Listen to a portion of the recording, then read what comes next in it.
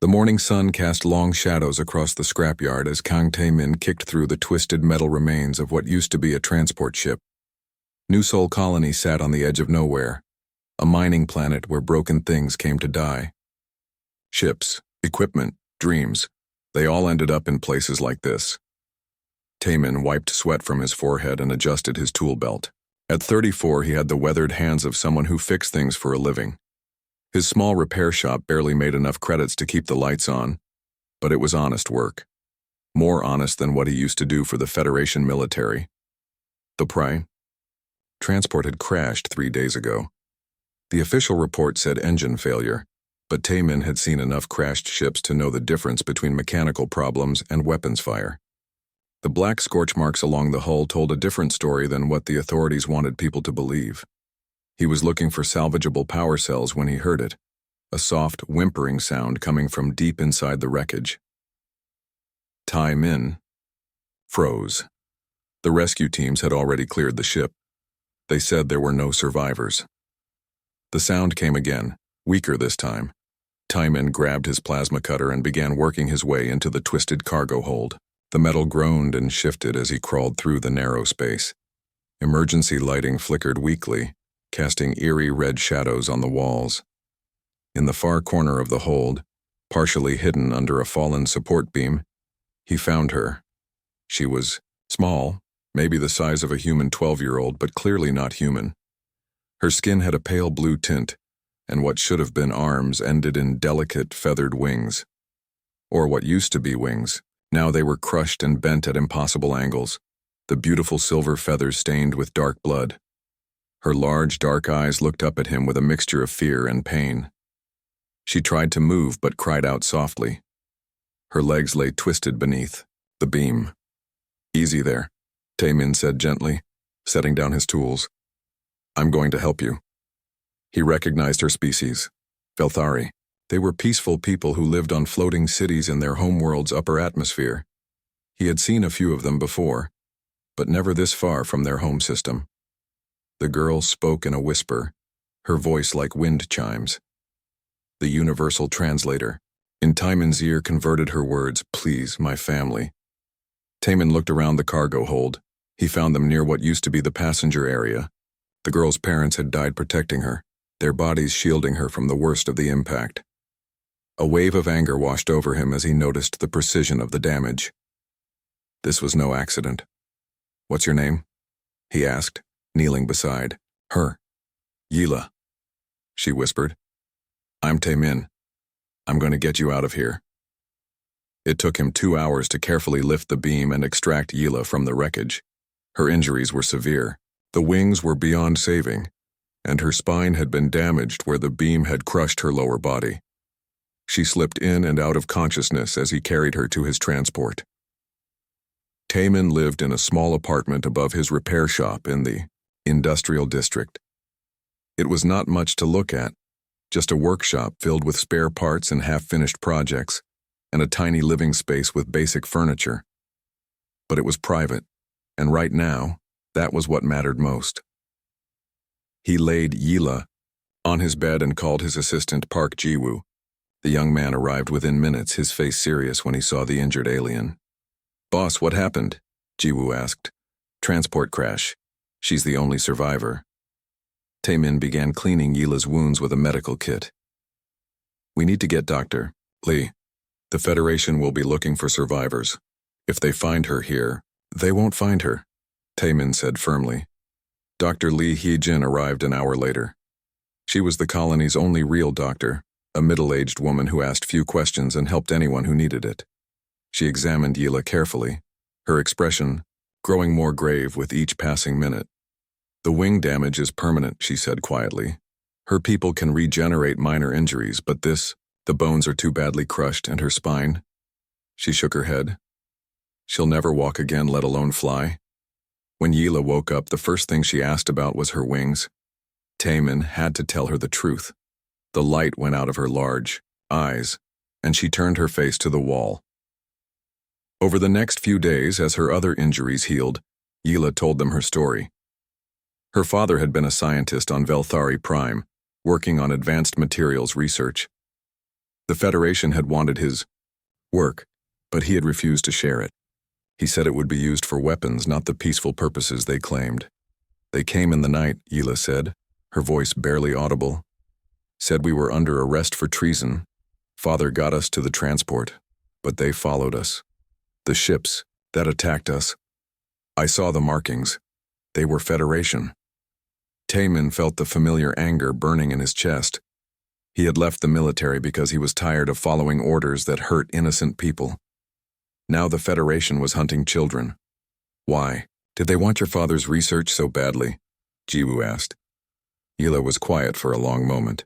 He found something about humans. Something different.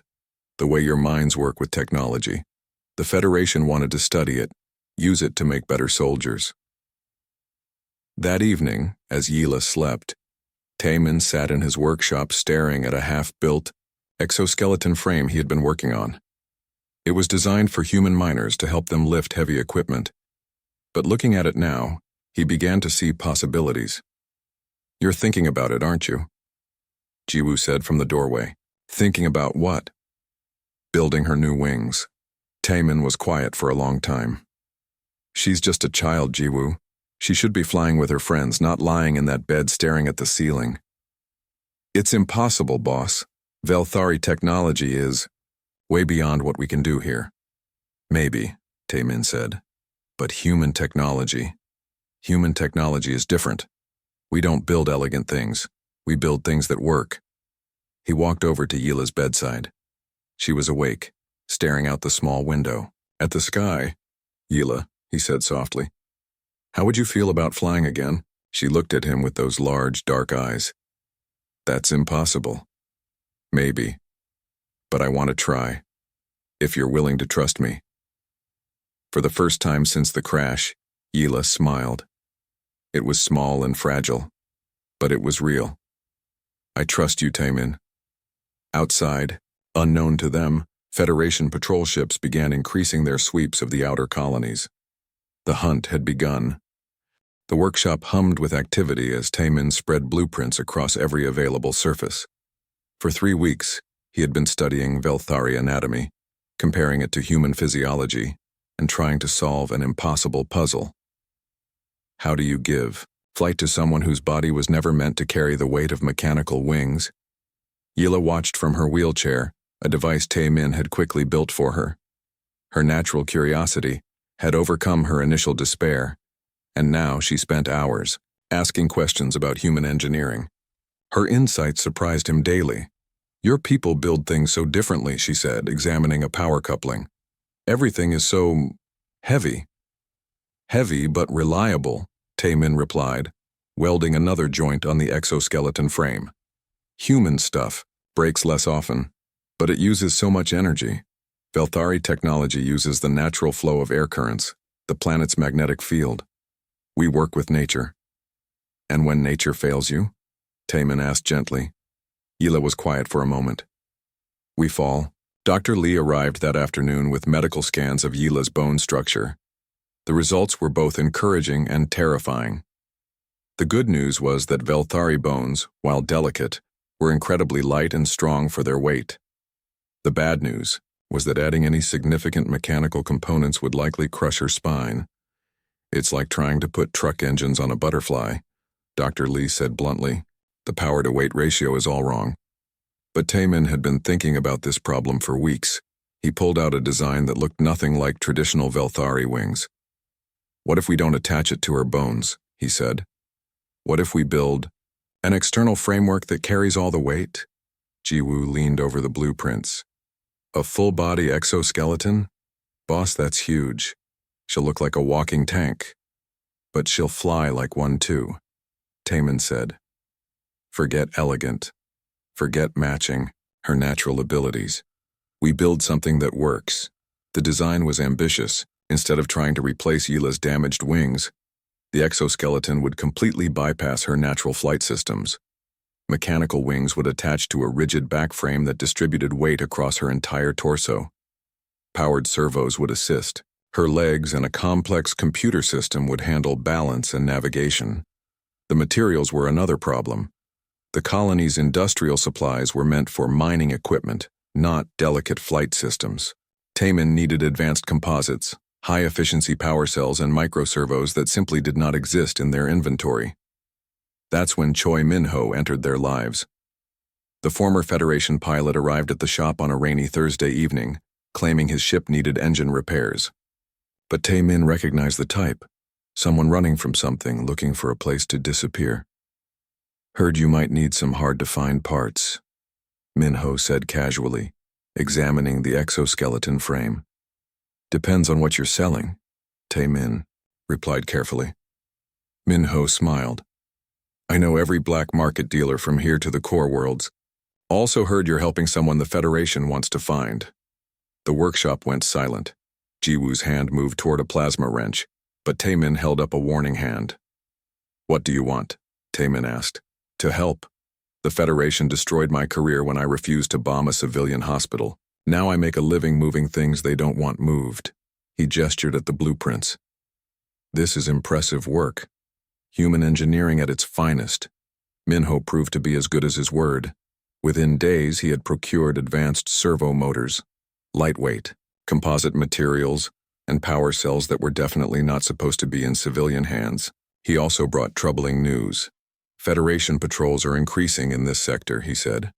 "They're not just looking for refugees anymore. Someone leaked that there's advanced technology being developed here.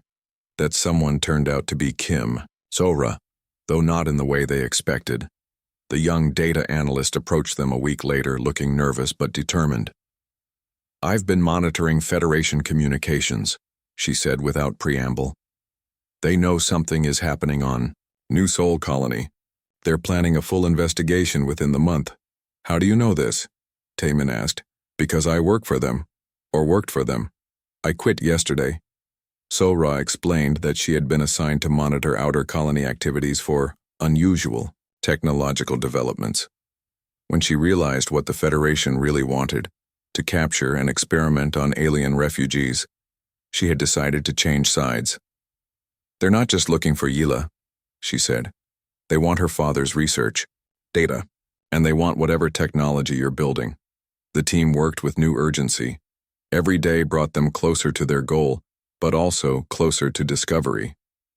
Taemin found himself working 18-hour days, driven by a determination he had not felt since his military service. The breakthrough came when Yila suggested combining human and Velthari approaches. Instead of fighting against the weight of the mechanical components, they could use that weight as an advantage. "Velthari wings work by feeling air currents," she explained. "But human technology can predict them. What if we combine both?" The final design was a marvel of hybrid engineering. The mechanical wings were 3 times the size of natural Velthari wings but provided far more lift.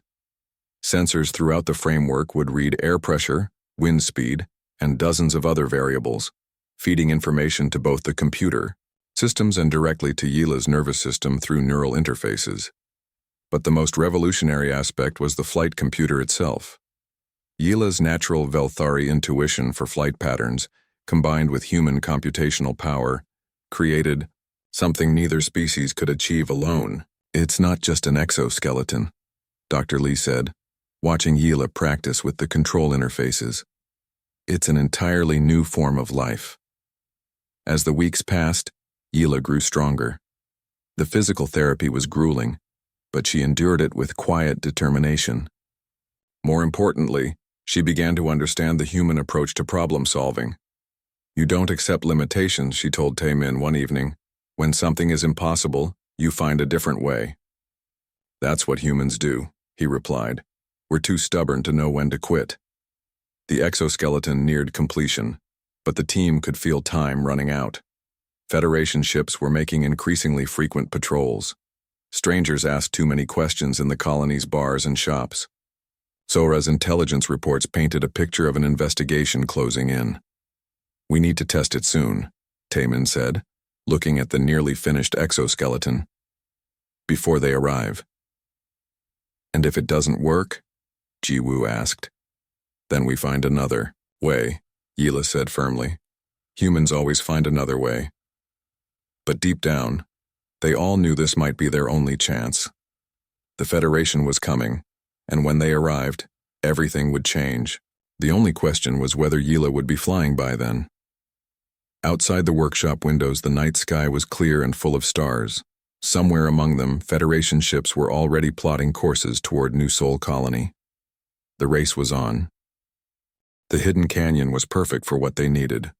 Located 20 kilometers from the colony, it was deep enough to hide their activities from orbital scans and wide enough for flight testing. More importantly, the rocky walls would contain any debris if something went wrong. Taemin checked the exoskeleton systems one final time as Yila sat patiently in the pilot chair. After 2 months of work, the device was ready. It looked nothing like the elegant organic curves of natural Velthari wings. Instead, it resembled a piece of heavy industrial equipment that happened to be shaped for flight. The mechanical wings spanned 4 meters from tip to tip, nearly twice the width of adult Velthari wings. The frame was built from titanium steel, composites that could withstand forces no organic wing could handle. Power cables ran along the support struts like mechanical veins, feeding energy to dozens of servo motors and control surfaces. "How does it feel?" Dr. Lee asked, monitoring Yila's vital signs on a portable scanner. "Heavy," Yila replied honestly, "but strong. I can feel the power in the systems." The exoskeleton distributed its weight across Yila's entire body through a carefully designed harness system. Her legs, still paralyzed, were supported by mechanical braces that would provide landing stability. Most importantly, the neural interface allowed her brain to control the wings as naturally as her original ones. "Remember, start slow," Taemin said. "Just basic hovering first. We can work up to actual flight later." Yila nodded, her face serious, with concentration. She closed her eyes and activated the neural link. The change was immediate. The mechanical wings began to move with fluid grace that seemed impossible for such massive structures. The servo motors hummed quietly as thousands of micro-adjustments happened each second, responding to Yila's subconscious flight instincts. "Incredible," Jiwoo whispered. "It's like watching a machine learn to dream." Yila's eyes opened, and she smiled. "I can feel the air currents, not just with my mind but through the sensors. It's like having new senses." She increased power gradually. The wings beat faster, generating a deep thrumming sound that echoed off the canyon walls. Dust swirled around the launch platform as the downwash increased. Then, impossibly, she began to rise. The first flight lasted only 30 seconds. Yila hovered 3 meters above the ground, testing the controls and getting used to the sensation of mechanical flight.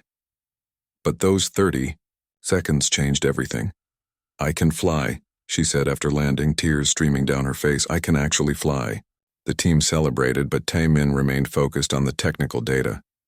The exoskeleton had performed flawlessly, but he could see areas for improvement. The power consumption was higher than predicted, and some of the control responses were slower than Yila's natural reflexes. "We can make it better," he said. "Faster, more efficient, more responsive." "It's already perfect," Yila replied. "You gave me back the sky." But as they prepared for more extensive testing, Yila grew quiet. She had been holding back something important, and finally she found the courage to speak. "There's something I haven't told you about my father's research," she said that evening as they sat around a small campfire. The team listened intently as Yila explained the true nature of her father's work. He had been studying something the Federation called neural plasticity integration, the unique human ability to interface with technology in ways other species could not. "Most species think in fixed patterns," she said.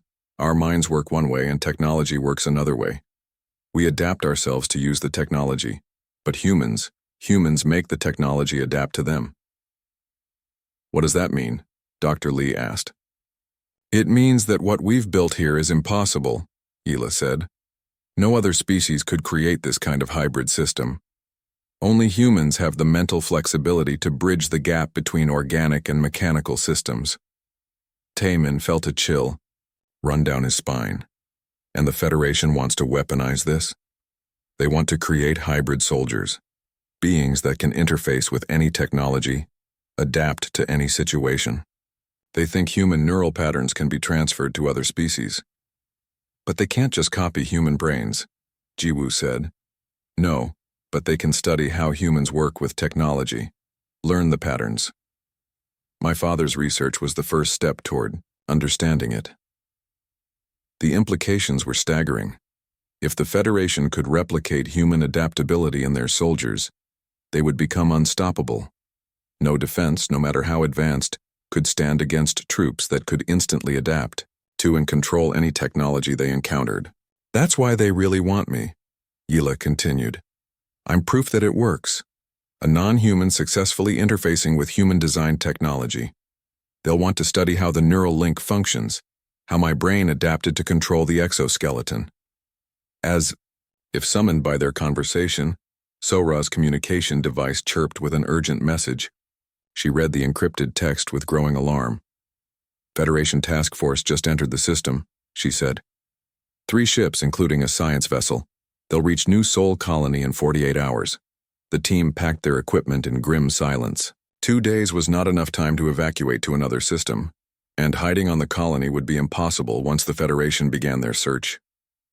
We have to run, Minho said. I can get us off planet, but we need to leave now. Wait, Yila said. Let me try something first. She activated the exoskeleton and took to the air again. This time, instead of cautious hovering, she pushed the system to its limits. She climbed rapidly, spiraling up the canyon walls until she was just a speck against the sky. Then she dove. The exoskeleton screamed through the air at speeds that would have been fatal for any organic flyer. Yila pulled out of the dive at the last possible second, her mechanical wings handling G-forces that would have torn natural wings apart. The Federation ships, she said after landing, breathing hard but exhilarated. They're designed to fight conventional enemies, but this, she gestured at the exoskeleton, this is something new. You want to fight them? Taemin asked.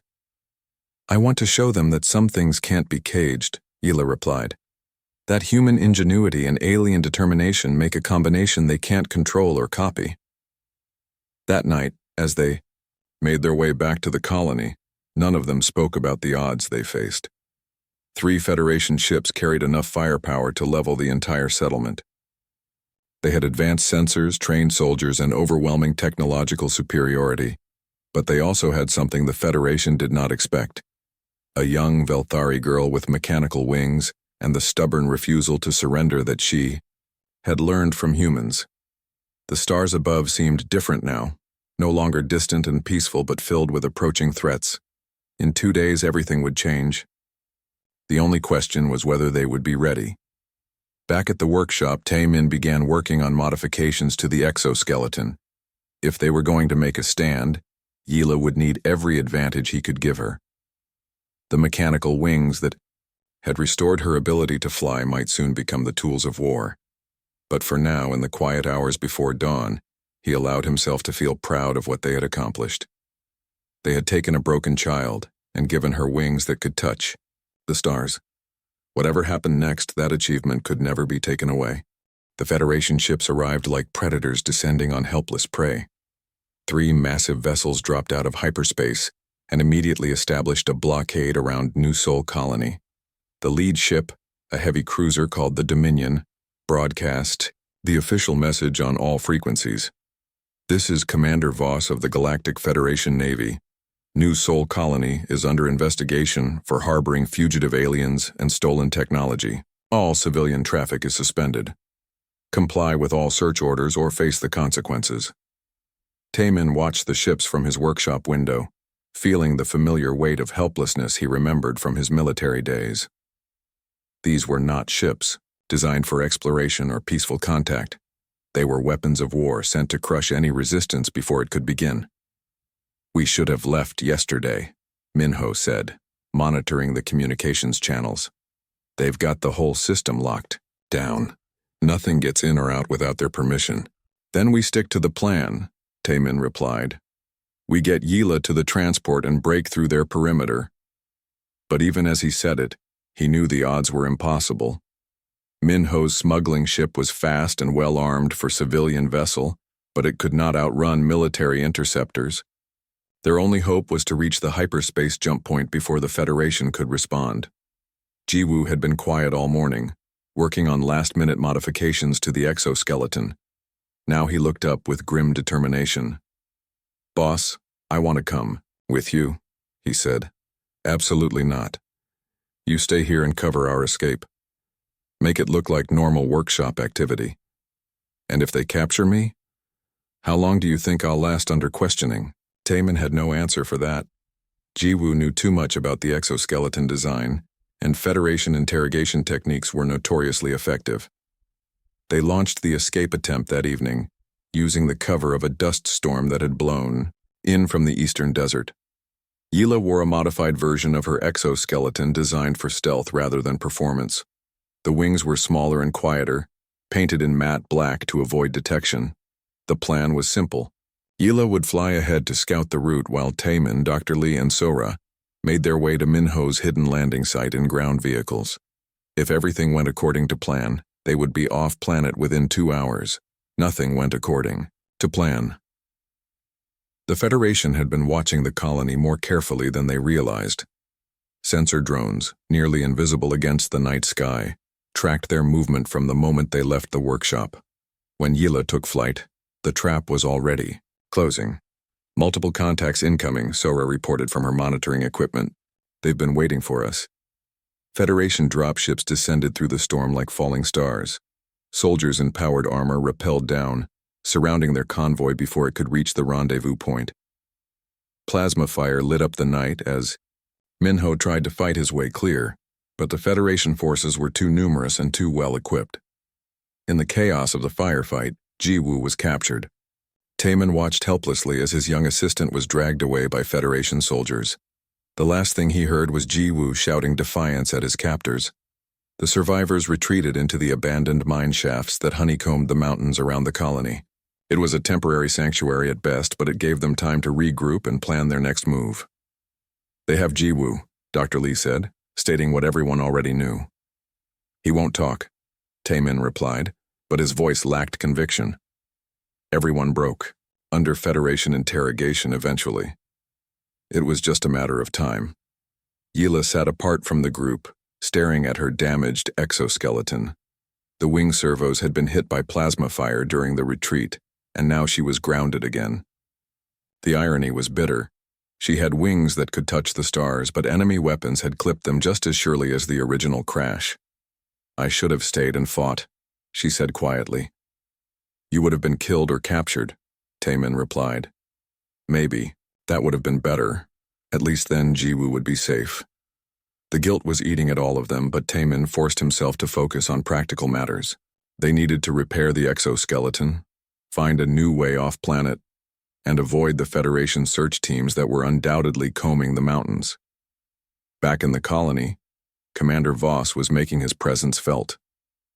The tall, cold-eyed Terran officer had turned the main square into a command center, complete with detention facilities and interrogation equipment.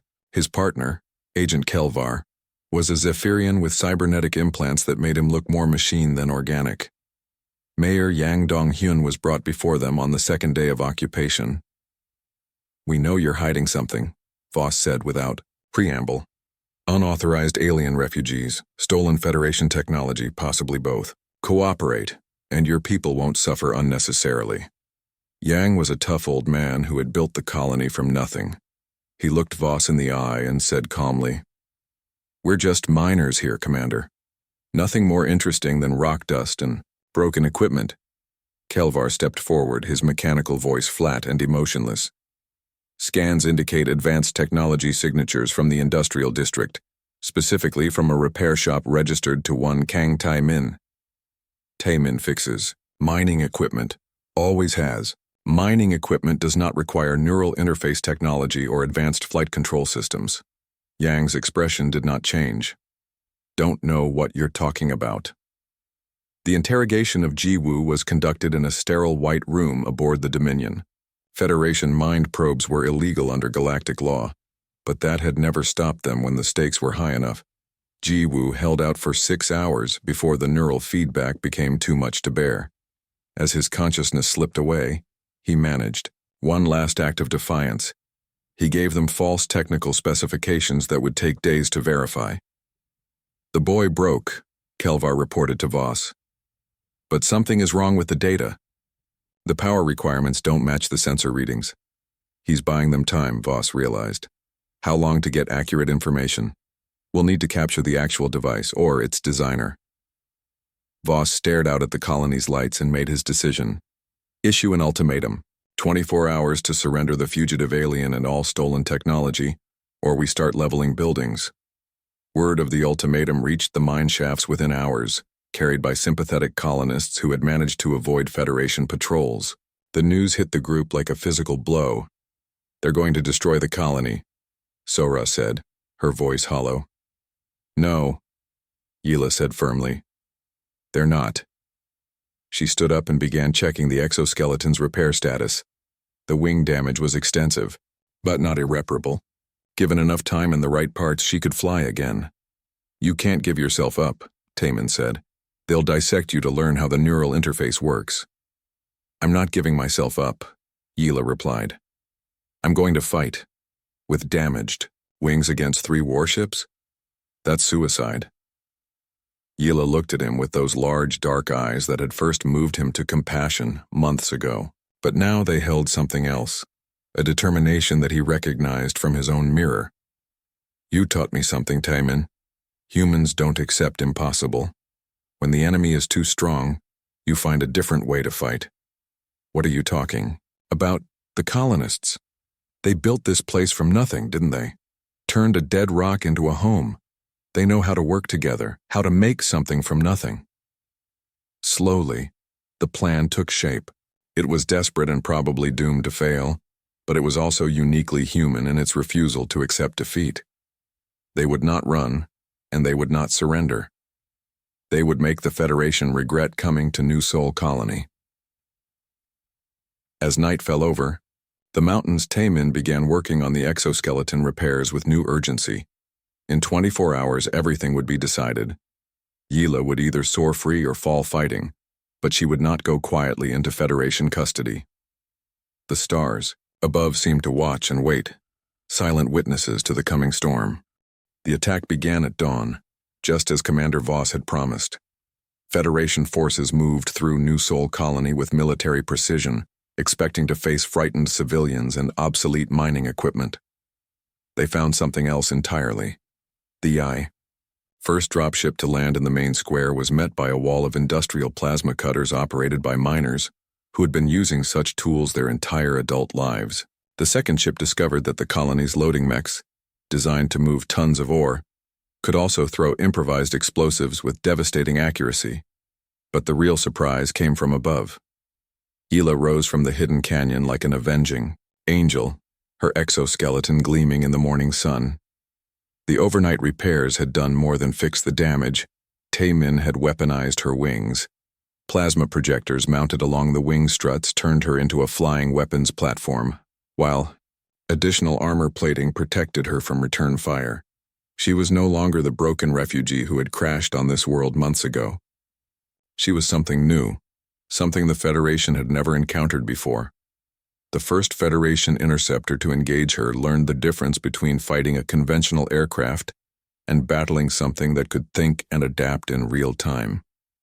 Yila's mechanical wings twisted and folded in ways no normal aircraft could match, while her human-trained tactical mind anticipated the pilot's moves before he made them. The interceptor exploded in a ball of plasma fire, its wreckage crashing into the desert beyond the colony. All units, priority target is the flying alien, Voss commanded from his command ship. Bring it down now. But Yila was not alone. Throughout the colony, the miners had turned their industrial equipment into instruments of war. Ore processing. Facilities became fortified positions. Mining tunnels became supply routes that allowed defenders to appear anywhere without warning. Even the colony's fusion reactor had been modified to overload on command, threatening to take half the settlement with it if the Federation pressed too hard. And then there were the other exoskeletons. Taman had been busy during the long night. Working with every available hand, he had built 3 additional suits adapted for human physiology. They were crude compared to Yila's elegant hybrid design, but they were functional. Minho, Dr. Lee, and even Mayor Yang now wore powered armor that let them leap buildings and punch through reinforced walls. "This is impossible," Agent Kelvar reported as he watched human miners tear apart a Federation assault mech with their bare hands. "Standard equipment does not give humans this level of strength." "Then they're not using standard equipment," Voss replied coldly. "Deploy the heavy weapons. Level everything if necessary." The Federation's orbital bombardment began systematically destroying the colony's outer buildings, but for every structure they demolished, 2 more concealed defensive positions opened fire. The miners had spent decades tunneling through solid rock. A few plasma blasts from orbit were not going to stop them. Hila coordinated the defense from the air, her enhanced senses allowing her to spot Federation positions and direct the colony's fire. She had become the living symbol of human engineering and alien determination, combined into something greater than either could achieve alone. The battle turned when Jiwoo escaped from Federation custody. Battered but unbroken, he made his way to an abandoned mining mech and activated its emergency beacon. Within minutes, Hila had swooped down to extract him from the middle of a Federation patrol. "Boss needs to know," Jiwoo gasped as they flew toward the workshop. "The Federation isn't just here for you. They're testing new weapons, new tactics. This whole operation is an experiment." "What kind of experiment?" "Urban pacification techniques. They want to see how effective their forces are against determined civilian resistance. We're test subjects." The revelation changed everything. This was not just about capturing one alien refugee or recovering stolen technology. The Federation was using New Sol Colony as a laboratory to perfect their methods of suppressing rebellious populations throughout the galaxy. But they had made one critical error in their calculations. They had underestimated what humans would do when their backs were against the wall. Taiman received Jiwoo's intelligence just as the Federation launched their final assault. 3 full companies of powered infantry, supported by hover tanks and aerial gunships, converged on the colony center, where the last defenders had gathered. "They want to study how we fight?" Taiman said grimly. "Let's give them a lesson they won't forget." The workshop exploded outward in a shower of sparks and metal fragments. But instead of destruction, the explosion revealed Taiman's masterpiece, a massive exoskeleton built from mining equipment and salvaged starship parts. It stood 4 meters tall and bristled with improvised weapons that no military engineer would have ever considered practical. But practical was what humans did best. The final battle was fought in the colony's main square, where Federation forces met the full fury of human ingenuity unleashed. Hila danced through the air above the combat, her mechanical wings carrying her through storms of plasma fire that would have downed any conventional aircraft. Below, the human defenders fought with a desperation and creativity that defied every tactical manual in the Federation library. Commander Voss watched the slaughter from his command ship with growing alarm. His forces were not just losing, they were being systematically outfought by civilians with improvised weapons. "Sir, recommend immediate withdrawal," his tactical officer said. "We're taking 70% casualties." "Absolutely not. We cannot allow this failure to reach high command." "Then what do you suggest?" Voss stared at the tactical display showing the chaos below.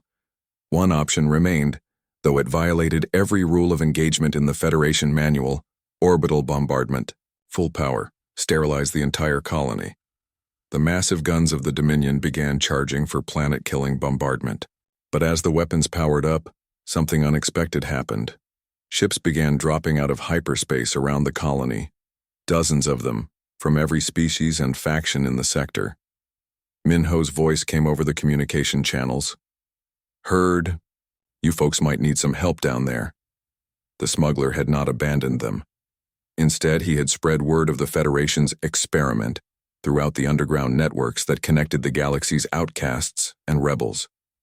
Pirates, smugglers, political refugees, and free traders had all come to New Sol Colony's aid. They could not match the Federation's firepower, but they did not need to. They just needed to bear witness. "Commander," the tactical officer said, urgently, "we have over 40 civilian vessels broadcasting this engagement to news networks across the galaxy. If we fire on the colony now, The entire galaxy will see Federation forces massacring civilians, Voss finished. The political fallout would be catastrophic. With his options exhausted, Voss gave the order to withdraw. As the Federation ships departed, they left behind something they had not intended to create, a symbol of successful resistance that would inspire rebels across the galaxy. Months later, Yila stood on the workshop roof, watching the sunset paint the sky in brilliant colors. The colony had been rebuilt stronger than before. The exoskeleton technology had spread to other worlds, giving freedom to dozens of species that had been oppressed by federal policies. Taman joined her, tools still in his hands from another project. The workshop was busier now, with aliens from across the galaxy coming to learn human engineering techniques. "Do you ever regret it?" he asked. "Fighting instead of running?" Yila spread her mechanical wings, feeling the evening breeze flow across the metal feathers. "You taught me something important, Taman. Sometimes the only way to truly fly is to refuse to be caged." In the distance, ships launched from the colony's expanded spaceport. Many carried refugees seeking new homes. Others transported technology and knowledge to worlds still under Federation control. All carried the message that had been forged in the fires of New Sol Colony, that freedom was worth fighting for, and that humans and aliens working together could achieve impossible things. The stars above no longer seemed distant and cold. They were destinations, filled with possibilities that had not existed before a mechanic decided to build wings for a broken alien girl. And in workshops across the galaxy, other mechanics were building other impossible dreams, one salvaged part at a time.